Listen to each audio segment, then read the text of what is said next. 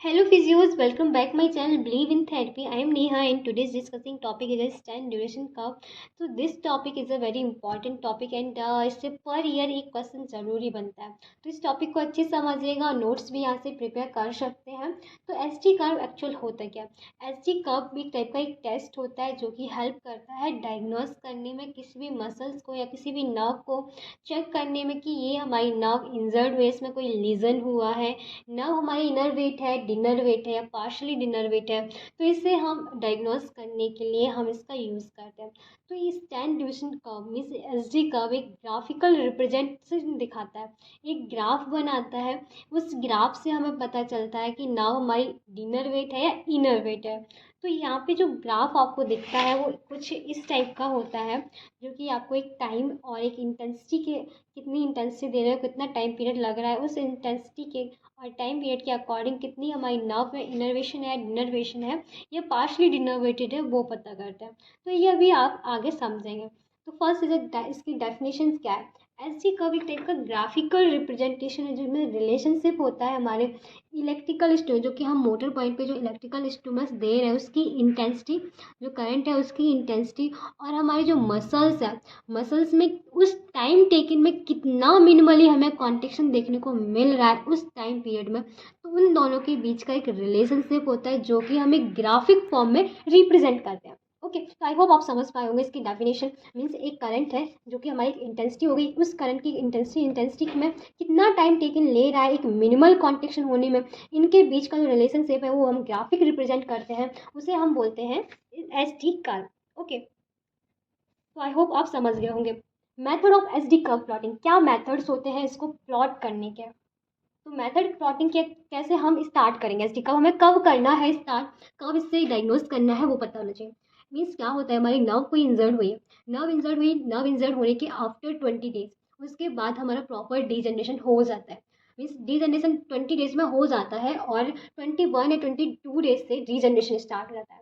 यदि आपकी nerve injured होने के बाद 20 डेज तक आपके कोई भी चेंजेस आपको नहीं दिख रहे हैं तो आप एस डी कर्व कराएं। एस डी कर्व करेंगे, उसमें चेक करें कि यदि हमारी नर्व इनर्वेशन पे जा रही है, इनर्वेशन हो गया है इसका, या डिनर्वेटेड ही है, अभी तक उसमें कोई चेंज नहीं हुआ है, या पार्शली डिनर्वेटेड है, मीन्स थोड़ी सी इनर्वेटेड हुई है, अभी थोड़ी सी हुई है और इनर्वेशन की ओर जा रही है, तो मीन्स पार्शली अभी डिनर्वेट है। अब डिनरवेट, इनरवेट और पार्शली डिनरवेट होता क्या? इनरवेट एक्चुअल में हमारी नर्व है वो हमारी मसल से प्रॉपर कॉन्टेक्ट है, मीन्स इंटेक्ट है। मसल्स हो गई, मसल्स बैली, इसका एक नर्व सप्लाई होती है, तो ये नर्व सप्लाई प्रॉपर इंटेक्ट है, मीन्स इसको सारे स्टिमुलस जो है नर्व दे रही है मसल्स को, और इसके बाद हमारी मसल्स कॉन्टेक्ट रिलैक्स हो रही है। तो ये हो गया इनर्वेशन, मीन्स एक नॉर्मल पर्सन जो होता है उसकी सेम यही रहती है। अब हम समझते हैं डिनरवेटेड।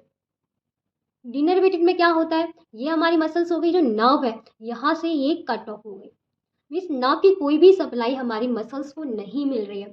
जब मसल्स को कोई सप्लाई नहीं मिल रही तो हमारी मसल्स ना कांटेक्ट करेगी ना रिलैक्स होगी, धीरे धीरे मसल्स में एट्रोफी हो जाएगी, मसल्स वीक हो जाएगी। ठीक है, ये और फिर पार्शली डिनर्वेशन में क्या होता है? Partially means half denervate, means start हुआ है, डिनर्वेशन था, अब धीरे धीरे थोड़ा थोड़ा बहुत कहीं इनर्वेशन, कुछ फाइबर है, नर्व फाइबर है वो इनर्वेट हुए, कुछ फाइबर है वो अभी भी डिनर्वेट है। अब मीन्स ये प्रोसेस जो है ये हमारे इनर्वेशन की ओर जा रही है। ठीक है, तो ये हम बोले पार्शली डिनर, मीन्स कुछ फाइबर अभी डिनरवेट है, कुछ फाइबर अभी इनर्वेट है। अब हो सकता है कि नर्व फाइबर इनर्वेशन की ओर जा रहे हो सकता है नर्व फाइबर डिनर्वेशन की ओर जा रहे हो।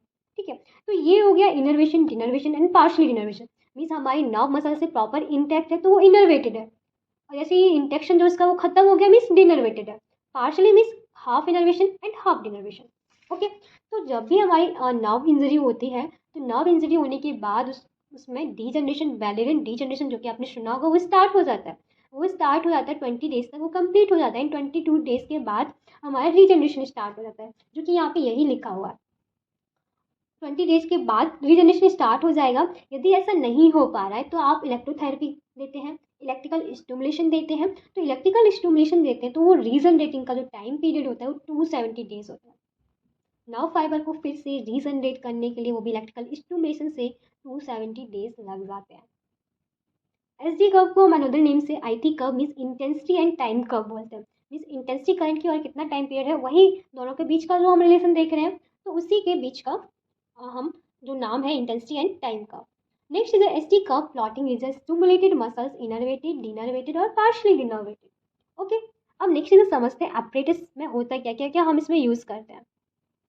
सो एपरेटस में जो हम एस टी प्लॉटिंग कर रहे हैं, जो कि जो इंटेंसिटी जा रही है करंट की, वो हम रेक्टेंगुलर इम्पल्सेस देते हैं मसल्स को कांटेक्ट करने के लिए। रेक्टेंगुलर होता है मीन्स एक यहाँ से बहुत रैपिडली इंक्रीज हुआ, रैपिडली हमने इंटेंसिटी को इंक्रीज किया, देन कुछ टाइम के लिए हमने एक ही पॉइंट पे इसे रखा एंड देन तुरंत ही रैपिडली हमने उसे डिक्रीज किया। तो ये हो गया एक रेक्टेंगुलर बेस में हमारा करंट फ्लो। ओके, तो इसमें जो स्टिमुलेटर होते हैं स्पेशली इस टाइप से डिज़ाइन किया था, जो कि हमारी टेस्टिंग होती है इम्पल्स की, तो विद ड्यूरेशन 0.01 से स्टार्ट करते हैं एंड 300 मिली सेकेंड तक हमें रिक्वायर होती है। तो ये जो पूरा एक स्टिमुलेशन का एक पूरा हमारा टाइम पीरियड रहता है 0.01 से स्टार्ट होकर 300 मिली सेकेंड तक।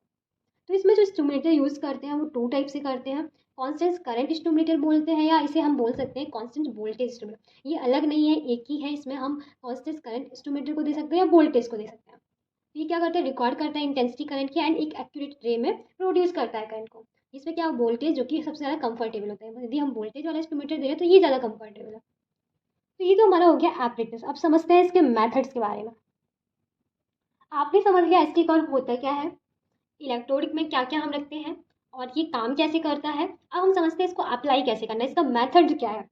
जब भी आप करंट देने जा रहे हो, अप्लाई करने जा रहे हो, उससे पहले आपको स्किन का रेजिस्टेंस है वो कम कर लेना है। स्किन का रेजिस्टेंस कैसे कम करेंगे, आप वो वहाँ पे क्लीन कर सकते हो, उस एरिया को वाटर से क्लीन कर सकते हो, ग्लिसरीन से यूज कम कर सकते हो उसका रेजिस्टेंस। रेजिस्टेंस रिड्यूस करना सबसे फर्स्ट हमारा मेथड होता है। Patient must be warm and fully supported होना चाहिए, वार्मनेस थोड़ी बहुत होनी चाहिए। एंड इन डिफरेंट इलेक्ट्रोड में भी applied usually origin of the muscles. दो टाइप के इलेक्ट्रोड होते हैं, एक हमारा एक्टिव इलेक्ट्रोड होता है, एक हमारा पैसिव इलेक्ट्रोड होता है। तो पैसिव इलेक्ट्रोड को हम बोलते हैं इंडिफरेंट इलेक्ट्रोड, जो कि हमेशा हम अप्लाई करेंगे जिस भी मसल्स पे देना है उस मसल्स के ऑरिजिन पे। और जो एक्टिव इलेक्ट्रोड होता है मीन्स हम वो प्लेस करेंगे मसल्स वैली मीन्स हमारे जो मोटर पॉइंट्स होते हैं वहाँ पे। तो दो इलेक्ट्रोड हमें लगाने होते हैं। पहले सबसे पहले हमने क्या किया, उस स्किन को वहाँ पे क्लीन कर लिया, रेजिस्टेंस उसका कम कर लिया। फिर उसके बाद पेशेंट कंफर्टेबल हो पा रहा है, पेशेंट कॉन्फिडेंटली है, सपोर्टेड है, एंड देन आपके उसके बाद आप इलेक्ट्रोड प्लेसमेंट करेंगे। तो जो हमारा पैसिव इलेक्ट्रोड है, इंडिफरेंट इलेक्ट्रोड है, मसल्स के ऑरिजिन पे होना चाहिए। एक्टिव इलेक्ट्रोड है वो हमारे मसल्स बेलियर मोटर पॉइंट्स में होना चाहिए। एंड देन उसके बाद हम करंट अप्लाई करेंगे, वो जो कि हम देखेंगे कि एक करंट जो अप्लाई करेंगे मीन्स इंटेंसिटी बढ़ाएंगे, एक लॉन्गेस्ट स्टिमुलेशन देंगे। एंड उसके बाद लॉन्गेस्ट स्टिमुलेशन देने के बाद आप वहाँ पे चेक करेंगे कि फर्स्ट स्टिमुलेट जो हमारी मसल्स कांटेक्ट हुई है, फर्स्ट इनिशियल हमें मिनिमल कॉन्ट्रैक्शन कब देखने को मिला।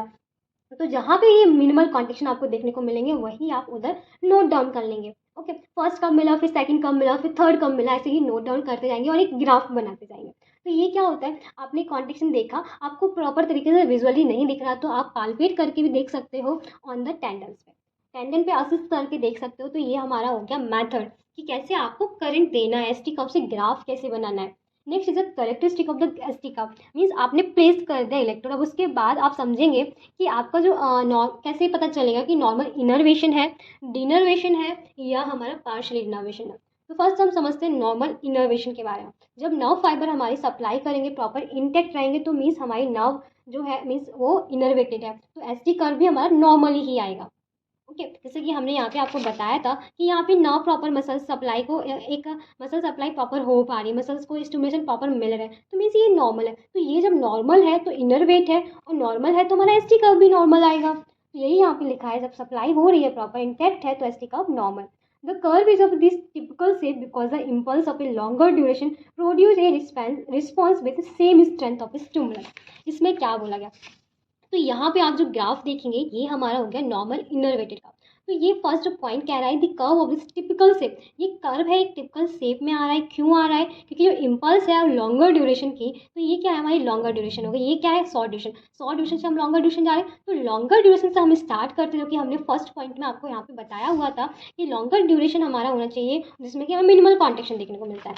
तो ये हमारा हो गया लॉन्गर ड्यूरेशन। तो क्या है कि टिपिकल शेप क्यों मिल रहा है, क्योंकि लॉन्गर ड्यूरेशन में प्रोड्यूस एक रिस्पॉन्स वो भी मिनिमल कॉन्ट्रैक्शन देखने को मिल रहा है और सेम स्ट्रेंथ का मिल रहा है। कुछ टाइमिंग तक हमें सेम स्ट्रेंथ का एक कर्व मिल रहा है, मीन्स कॉन्ट्रैक्शन देखने को मिल रहा है, इसलिए ये एक टिपिकल शेप का होता है। Shorter duration require an increase in the strength of the stimulus each time the duration is reduce. अब यहाँ पे क्या हुआ, यहाँ पे बहुत कम कॉन्ट्रेक्शन देखने को मिला, इसलिए हमारा कर्व इस टाइप का। जैसे ही शॉर्ट ड्यूरेशन पे आते हैं तो शॉर्ट ड्यूरेशन को रिक्वायर होता है इंक्रीज स्टिमुलस। मीन्स यहाँ पे अब देखते धीरे धीरे हमारा जो कॉन्ट्रेक्शन है वो इंक्रीज होता जा रहा है, increase in the strength of the stimulus each time, and duration जो है हमारी वो कम होती जा रही है, ड्यूरेशन कम होती जा रही है, कम की ओर आता जा रहा है, पर हमारा जो कॉन्ट्रेक्शन है वो इंक्रीज होता जा रहा है। तो यही इनर्वेशन कर्व कहते हैं। ज़्यादा टफ नहीं है, आप अच्छे समझ जाओ ग्राफ को, एंड देन उसके बाद आप इस सारे पॉइंट्स को समझ जाएंगे, रटना नहीं है कुछ भी। ओके, तो आई होप आप इनर्वेशन समझ गए होंगे। मीन्स टिपिकल से क्यों हो रहा है, क्योंकि इम्पल्स में बहुत लॉन्गर ड्यूरेशन है, लॉन्ग ड्यूरेशन है, इसलिए रिस्पॉन्स है जो सेम दिखने को मिल रहा है लॉन्गर ड्यूरेशन में। जब शॉर्टेड ड्यूरेशन आता है तो उसमें रिस्पॉन्सेस है वो चेंज हो जाता है, क्योंकि शॉर्टेड ड्यूरेशन में वही स्ट्रेंथ है वो बढ़ जाती है। ओके, अब नेक्स्ट समझते हैं डिनर्वेशन में। मीन्स हमारी जो मसल्स है और नर्व है उसके बीच कोई भी कांटेक्ट नहीं बचा है, नर्व कट ऑफ हो गई है, कोई भी सप्लाई नहीं रही। अब क्या है, हम जो करंट देते हैं, स्टिमुलेशन देते हैं वो डीजनरेट करने के लिए उस नर्व को।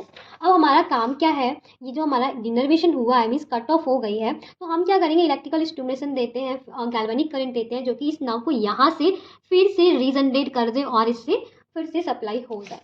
तो व्हेन ऑल फाइबर सप्लाई है मसल्स हैव डीजनरेटेड, सारे फाइबर्स जो होते हैं डीजनरेशन के लिए सप्लाई करते हैं। तो इसमें क्या होता है कि हमें जो कर्व देखने को मिलेगा एसटी कर्व, उसमें कंप्लीटली डिनर्वेशन आपको देखने को मिलेगा। ग्राफ में है इस टाइप का आपको ग्राफ देखने को मिलेगा, ये हमारा हो गया डिनर्वेटेड का। अब ये इस टाइप का क्यों है वो समझते हैं। तो when the duration of impulse is 100 millisecond और लेस, ये क्या होता है, स्टार्ट होता है हमारे 100 मिली सेकेंड और उससे कम से यदि स्टार्ट हो रहा है, या हमारे 300 मिली सेकेंड से भी हम स्टार्ट कर सकते हैं। तो इसमें क्या होगा, जो हम लॉन्ग टाइप का ड्यूरेशन जो दे रहे हैं करंट, उससे जैसे ही कम पे हम आते हैं, जैसे ही कम पे आए तो इसमें जो रिक्वायरमेंट होती है, स्ट्रेंथ इसकी है वो बढ़ जाती है। तो यहाँ पे आप देखेंगे जैसे यहाँ पे आया थोड़ा सा मिनिमल कॉन्ट्रेक्शन हुआ, एंड उसके बाद स्ट्रेंथ इतना ज़्यादा बढ़ती गई कि हमारा कॉन्ट्रेक्शन है वो बहुत बढ़ता गया, एंड जैसे ही यहाँ पे क्या बोलते हैं कि जैसे रिड्यूस होता गया टाइम ड्यूरेशन, और हमारा इसका कोई भी कॉन्ट्रेक्शन हुआ नहीं। मीन्स डिनर कुछ टाइम के लिए बस कॉन्ट्रेक्शन देखा और इस तरह पूरा हाफ जो टाइम पीरियड है वो खाली है यहाँ पे। When the duration of impulse is 100 millisecond or less, the strength of stimulus must be increased. Means हमारी जो स्ट्रेंथ है वो बढ़ गई, इंक्रीज हो गई, ये strength. Duration is reduce and no response, यहाँ से ड्यूरेशन हमारी कम होती गई और यहाँ पे हमारी नर्व का कोई भी रिस्पॉन्स हमें इस एरिया में देखने को नहीं मिल रहा है, मीन्स वेरी शॉर्ट ड्यूरेशन में भी। ओके, तो यहाँ जैसे बस स्टार्टिंग में कितना देखने को मिला, 300 to 30 10 तक, यहाँ तक जैसे ही ड्यूरेशन कम होती जाएगी कोई भी रिस्पॉन्सेस हमें देखने को नहीं मिल पा रहा है। तो ये हमारा होता है denervated. So the curve rises steeply and further right to normal innervated muscles. तो इसमें ये क्या है, ये कर्व है, ये बहुत रैपिडली यहाँ पे फास्ट ग्रो कर गया, राइज हो गया स्टीपली, एंड ये राइट साइड है हमारे इनर्वेटेड का, यही ये पॉइंट बस बोल रहा है।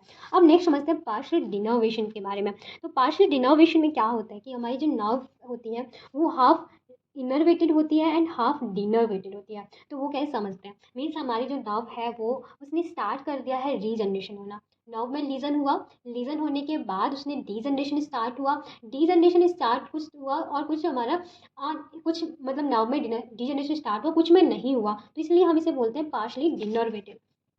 When some of the nerve fibers supplying muscles have degenerated and while other are intact, क्या होता है कि कुछ फाइबर जो होते हैं मसल से इंटैक्ट होते हैं, मीन्स वो इनर्वेटेड हो गए, कुछ नर्व फाइबर होते हैं वो सप्लाई दे रहे होते हैं डीजनरेटेड को, मीन्स ये भी इंटैक्ट हो जाए, मीन्स हाफ फाइबर्स हैं, जैसे कि ये हमारे नर्व के कुछ फाइबर्स हो गए, तो कुछ इतने जो फाइबर हैं ये सप्लाई दे रहे हैं हमारी मसल्स को प्रॉपर तरीके से, मसल से इंटैक्ट हो गए, पर अभी तक कुछ फाइबर हैं ये यहाँ से हमारी डीजनरेशन स्टार्ट कर दिया है, पर अभी तक वो इंटैक्ट नहीं हुए हैं। तो ये है हमारा पार्शियल डिनर्वेशन। नेक्स्ट पॉइंट है the impulse of longer duration can stimulate both innervated and denervated muscles fiber. Means जो लॉन्ग ड्यूरेशन के हमारे जो फाइबर्स होते हैं वो स्टिमुलेट कर रहे हैं हमारे इनर्वेटेड और डिनर्वेटेड को, तो ये हमारे हो गए लॉन्ग ड्यूरेशन के। तो ये लॉन्ग ड्यूरेशन के जितने फाइबर है ये इनर्वेटेड को यहाँ कर रहे हैं और इधर डिनर्वेटेड, और शॉर्ट ड्यूरेशन के वेरी शॉर्ट ड्यूरेशन के जो फाइबर है वो कोई भी रिस्पॉन्स अभी तक नहीं दे पा रहे हैं। As the impulse are shorted the denervated fiber do not response, जैसे ही हमारे जो फाइबर्स हैं वो शॉर्ट होते जा रहे हैं, मीन्स हमारा जो टाइम पीरियड है वो बहुत शॉर्ट हो जाता है, तो डिनर्वेटेड है वो इधर का कोई भी रिस्पॉन्स नहीं दे रहा है। Denervated fiber do not response, so stronger stimulus is required. तो यहाँ पे सिर्फ बहुत ज़्यादा स्ट्रॉन्गेस्ट स्टिमुलस रिक्वायर होता है, यहाँ पे स्ट्रॉन्गेस्ट स्टिमुलस था पर इतना ही आ पाता है 25, पर डिनर्वेटेड का अगर यहाँ पे वेरी शॉर्ट टाइम में जाएगा तो और ज़्यादा स्ट्रॉन्गेस्ट आएगा। ठीक है, the right-handed part of the curve resemble that of denervated muscles and left-handed part that of innervated muscles। तो ये हमारा हो गया एक पार्शियल डिनर। इसके राइट हैंडेड जो पार्ट होगा वो हमारा डिनर वेटेड का होता है, और जो हमारा लेफ्ट हैंडेड का पार्ट होता है वो हमारा इनर वेटेड का होता है, मीन्स नॉर्मल होता है। अब क्या है, इन दोनों के इनरवेशन और डिनरवेशन के बीच में एक हमें पॉइंट शो मिलता है, जैसे जहाँ पे दोनों सेक्शन मीट करते हैं उसे हम बोलते हैं किंग। ओके, तो ये हमारा पॉइंट होगा, इसे हम बोलते हैं किंक, जो कि डिनर वेटेड और इनर वेटेड दोनों को ही मिला रहा है।